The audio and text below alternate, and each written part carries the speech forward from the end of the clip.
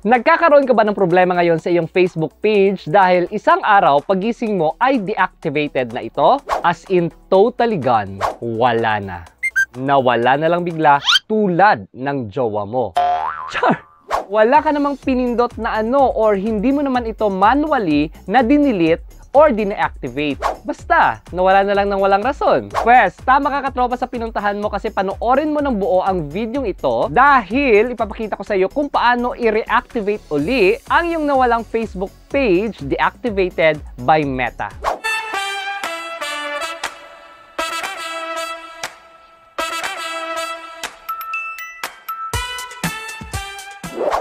Inhale, exhale. Dahil kung hindi naman malala yung kadahilanan ng pagkawala ng iyong Facebook page, ay kaya pa natin itong maibalik. Yes, hello mga katropa! Once again, this is Pancha and welcome back to my channel. At kung bago ka pa lamang dito sa akin channel at kung gusto mo rin ng mga ganitong klaseng niche at iba pang contents tungkol sa kung paano kumita ng pera online, ay huwag kalimutan mag-subscribe at i-hit ang notification bell para ma-notify ka sa mga susunod nating mga videos na i-upload. Bakit nawala bigla yung Facebook page mo? Hindi na ako magpapaligoy-ligoy pa? Of course, dahil may violation ka. Yes. Usually, ito yung mga violations na ginagawa natin ng paulit-ulit. Walang iba kundi yung pagre-repost natin ng mga videos or memes or iba pang content na pinagmamay-ari ng iba at hindi man lang inedit ng husto or hindi nag-alter sa source or content na ire-repost. At ang violation na ito na laging pinapataw ni Meta, walang iba kundi ang nananampal na limited originality of content violation. In short, wala kang originality. Magnanakaw. Joke. Hindi naman sa ganon na kapag ginamit mo na yung content ng iba, magnanakaw ka na. Siyempre, bago mo ito i-repost, of course, mag-consent ka muna sa may-ari at i-edit ito ng husto bago i-repost. Pero of course, alam natin lahat na sa Facebook world ngayon, sa dami-dami na ng mga repost contents na nakikita natin sa ating mga news feeds, ay mahirapan na tayong tukuyin kung sino yung original source. Kasi kadalasan ay hindi na nila nilalagay yung pangalan ng may-ari ng content sa kanilang description. Or hindi na naglalagay ng video or photo credits sa owner. Kaya yung nangyayari, nakukuha na natin yung repost content sa nag-repost din. Pero again, dapat i-edit ng husto or mag-alter sa source ng video or content bago ito i-upload. Especially by altering yung music background. So, lagyan mo ito ng non-copyright music or pwede ding i-cut mo ito at magdagdag ka ng additional content or pwede ding bawasan mo ito. Ganun. Para hindi mapatawan ng violation na limited originality of content. Kasi pag lagi mo yung ginagawa, yung pag-re-upload lang ng walang edit, kinabukasan, pagising mo, wala na yung page mo. Magugulat ka na lang. Wala nang abi-abiso pa mula kay Meta, ligwak agad yung page mo. Ganon din yung sa mga toxic na mga content creators or pages. Kapag mag-post ka ng content na hindi pabor sa panlasa ng masa, ay baka ma-massive report ka. At mawala na lang bigla yung iyong page kahit na may million of followers na ito. Natatandaan nyo ba guys yung si Rendon Lavador? Yung tinitira niya yung mga celebrities, public figures, and even the government online sa kanyang page. Ayun, eventually na-mass report siya last time at nawala yung Facebook page niya. Ganon din siguro yung nangyari sa Facebook page ni Senyora na wala din last time. Kaya yung una talaga natin gagawin para hindi mawala yung page natin ay mag-stick talaga tayo sa partner monetization policies at mag-comply sa community standards para hindi maligwak. Sa medicine, prevention is better than cure, ika nga. Huwag na nating hayaan pang may mangyari pa. Yan kasi yung nangyari sa page ko. Nawala siya last time kasi may violation akong ginawa. At nagulat ako one day na wala siya. At aminado naman ako na wala akong latest post na against the community guidelines. Akala ko na-hack na yung account ko.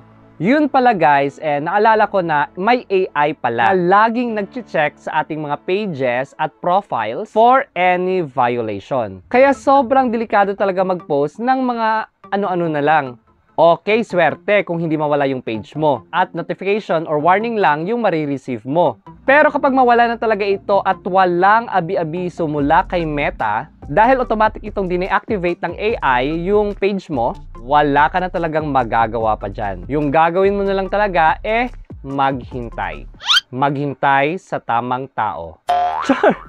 Hintayin mo na lang na ma-lift yung penalty mo, which is forced deactivation of your Facebook page. So kung nawala na yung page mo, of course, wala na tayong magagawa dyan. Maghintay na lamang tayo para bumalik yan. Yung gagawin mo na lamang ay i-delete mo yung mga post mo sa iyong profile account na admin nung page mo na nawala. Baka doon din kasi yung problema. At huwag na ding mag-post ng hindi magagandang contents sa profile mo para sigurado talagang malinis yung profile mo. Tapos kapag malinis na yung profile mo, na-delete mo na lahat yung mga feeling mo na mga posts na against sa community guidelines, i-check mo lagi yung page mo or yung page tab mo sa my menu ng profile mo.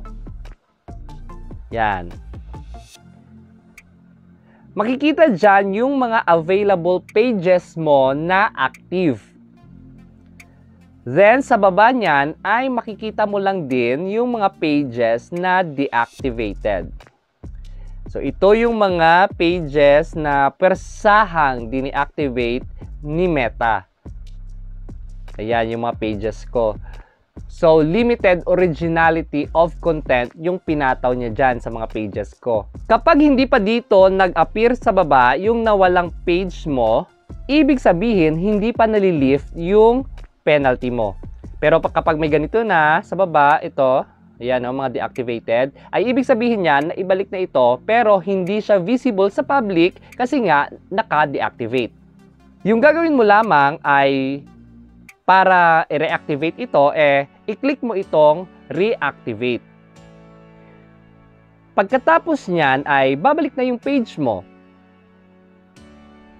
I-check mo lang yung iyong dashboard, then page status para malaman kung ano yung violation na na-commit mo para mag-submit ka ulit ng review. Oops, take note. Bago mo i-click yan, i-delete mo muna yung mga contents mo na may violation. So, ayan. So, kung reactivated na yung page mong yon, i-review mo ulit yung mga posts mo yung nakaraan at ipang-delete mo yan. Yung ginawa ko, dinelete ko lahat yung mga post ko and then clinic ko yung submit for review ng page. Yung nga nang sabi ko, kung di ka sure kung anong contents yung nagkaroon ka ng violation, i-delete mo na lang lahat. Then, submit request for page review para maibalik na yung eligibility sa iyong monetization tools. Yung haba pala guys ng penalty ay walang specific days kung ilan, kung kailan siya malilift. Depende din kasi yan sa bigat ng violation na nagawa ng page mo. Sa experience ko ay inabot ako ng mga at least 3 buwan bago siya na ibalik. Sa iba, nalaman ko na after 3 weeks lang na ibalik na. Yung iba naman, tulad ng mga sa celebrities, ay mga 1 buwan. At meron din iba na ilang buwan na yung lumipas, ay hindi pa rin na ibabalik yung kanilang page hanggang sa ngayon. Kaya mag-ingat na lang sa pagpo-post mga katropa para safe. Protektahan natin ang ating Facebook page. And that's all for today mga katropas. Thank you so much for supporting Fantastic Channel, ang channel na nag-upload ng mga tutorial videos tungkol sa YouTube and Facebook monetization, affiliate marketing, travel vlogs, at nagbibigay ng mga basic tips kung paano ninyo mapaunlad o mapalago ang inyong small business online. Bye-bye!